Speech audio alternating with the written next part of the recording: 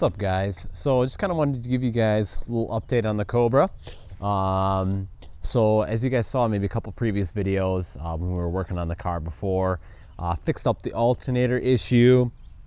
We got a new battery on it, and then I also fixed the steering. So I kind of wanted to give you guys a little bit of an update on the steering on the car.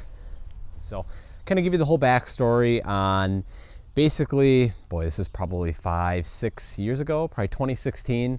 The Cobra had a little bit of play in the steering, so I had decided to go with a solid steering shaft. So I ordered a solid steering shaft from Flaming River, installed it in the car.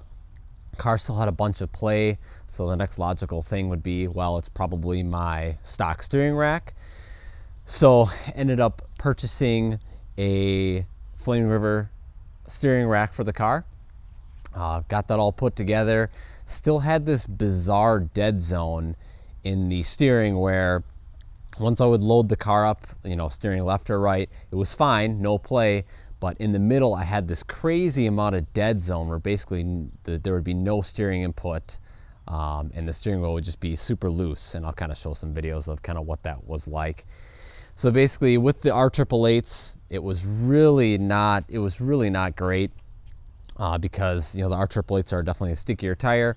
So basically what happened is, I'd hit a little rut in the road or something, and the tires naturally kind of want to grab the road a little bit, which is fine.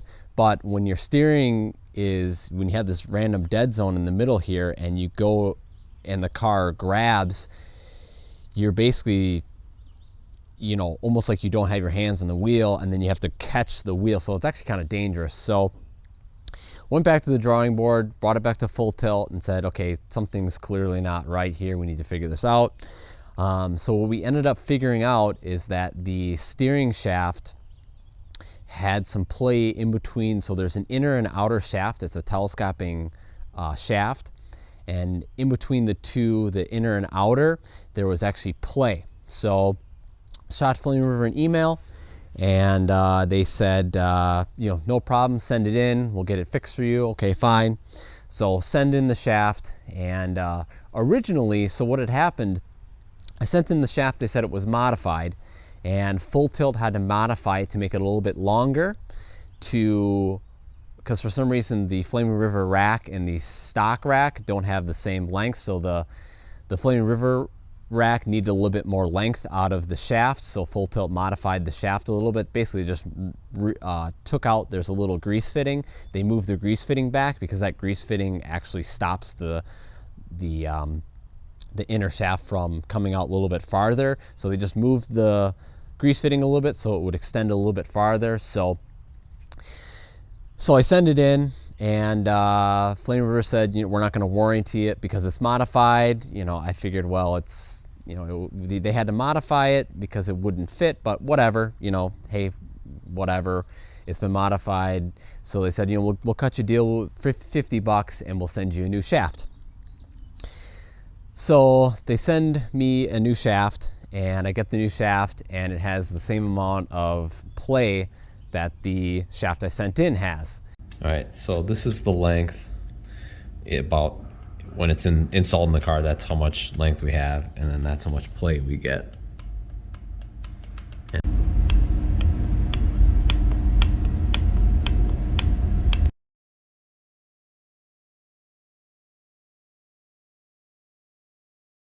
And I sent them an email, said, hey, it seems like this shaft has that same amount of play, even not in the car. They said, oh no, it's fine, just put it in the car. Once you have it in the car, it won't be fully extended, so it won't have any play. Well, installed in the car, and I have the same amount of stupid play in between the, basically like this random dead zone that's not okay. I emailed them back, say, hey, the new shaft doesn't work. It has the same amount of play. And I gave them the dimensions, and I'll show up on screen here. The dimensions of the inner shaft and outer shaft aren't correct, and they basically just never emailed me back. So they pretty much ghosted me, so whatever. So I definitely won't be buying anything from them ever again. I wish people would just kind of stand behind their work. And they say the part's CNC machined, and I don't think there's a possible way that it's CNC'd because the CNC machine is extremely precise, and those two pieces are not precise at all. But anyway, Full Tilt to the rescue.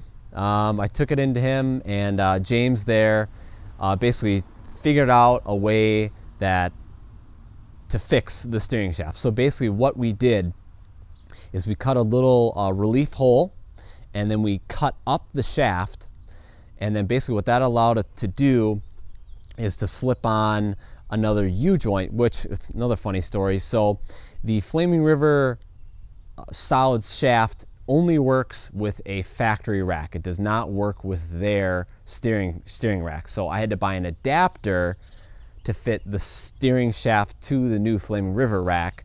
So I have that in there. So I had an extra stock, Flaming River shaft to stock rack.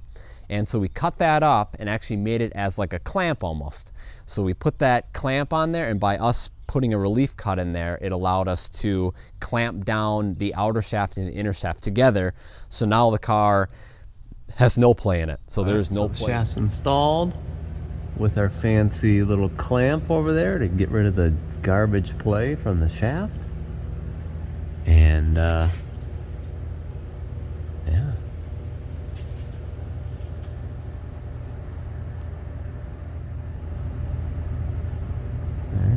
Play in it. So there's no play whatsoever, which is just, it's such a relief, because I dealt with this car having this cruddy steering for like 5 years just because we couldn't figure it out. I was spending money on new racks, so I probably didn't need to spend money on a new steering rack for the car.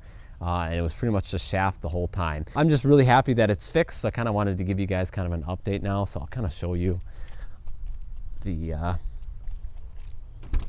amount of play that we have now, which is basically none, which is awesome. Before I had this crazy dead zone, so now I don't have any play. Before it was ridiculous. Basically, it was like a free spinning wheel. It was kind of crazy. So yeah, that's pretty much it with the Cobra. Finally, I kind of have the car kind of dialed in, kind of right where I want it. The steering's fixed in it. The brakes are good. Everything drives really nice. So it'll be nice just to kind of enjoy the car kind of fixed, I guess. So anyway, guys, hopefully you guys enjoyed this story. Hopefully it could kind of help you avoid any pain that I went through. Hopefully you guys enjoyed the video. If you did, definitely give the video a thumbs up. Definitely consider subscribing. That helps me out a bunch, guys. And we'll see you guys in the next video.